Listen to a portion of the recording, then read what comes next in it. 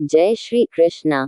दोस्तों, हाजिर है एक बार फिर कहानी छोटी सीख बड़ी का उद्देश्य लेकर। दोस्तों, बड़ी ही महत्वपूर्ण बात कही है किसी ने कि जिंदगी में छोटी से छोटी परेशानी क्यों ना आए, उसे खत्म किए बगैर आगे नहीं बढ़ना चाहिए, क्योंकि कल को वही छोटी परेशानी आपके सामने बहुत बड़ी समस्या बनकर आएंगी।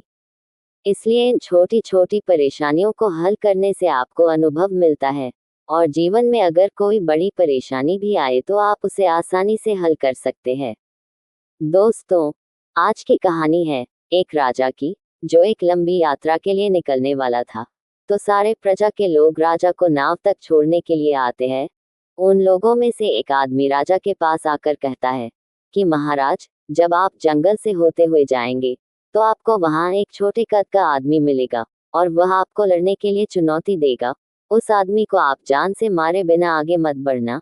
अब राजा उस आदमी की बात मानकर यात्रा पर निकल पड़ता है। जब 2 दिनों के बाद राजा जंगल में पहुंचता है, तब राजा को एक छोटे कद वाला आदमी मिलता है।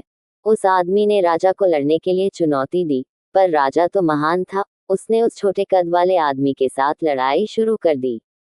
थोड़ी देर में लड़ाई खत्म हुई और राजा जीत गया। लेकिन जब उस आदमी को जान से मारने की बारी आई, तब राजा ने सोचा, इस छोटे कद के आदमी को मारने में कैसी महानता है। राजा उस 2 फुट के आदमी को जिंदा छोड़कर आगे बढ़ गया। 2 दिन बीत गए और वह आदमी फिर राजा के सामने आया, पर अब उस आदमी का कद थोड़ा बढ़ चुका था।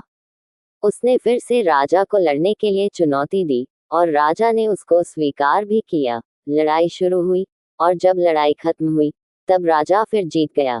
लेकिन इस बार भी राजा ने उस आदमी को ये कहकर छोड़ दिया कि इस आदमी को मारने में कैसी महानता है। राजा आगे बढ़ गया। 3 दिन बाद वापस वह आदमी राजा के सामने आया। अब उस आदमी का कद राजा के कद के बराबर था। उसने फिर राजा को लड़ने के लिए चुनौती दी। फिर से लड़ाई में राजा जीत गया, लेकिन इस बार भी राजा ने उसे मारा नहीं था। इसी तरह ये प्रक्रिया चलती रही। हर बार राजा जीत जाता, और हर बार उसे जीवित छोड़ देता। लेकिन घूम फिर कर वह वापस राजा के पास आ जाता। और एक दिन ऐसा आया कि उस आदमी का कद अब राजा से भी बढ़ गया। उसने फिर राजा को लड़ने के लिए चुनौती दी, लेकिन इस बार राजा थोड़ा डर गया। लेकिन राजा महान था, उसने चुनौती को स्वीकार किया। लड़ाई शुरू हुई और राजा इस बार बहुत जख्मी हुआ। लेकिन राजा ने जैसे तैसे करके उस आदमी को हरा दिया।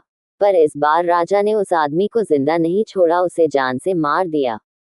दोस्तों, ये छोटी सी कहानी बताती है कि माफ एक बार करना चाहिए, बार बार नहीं।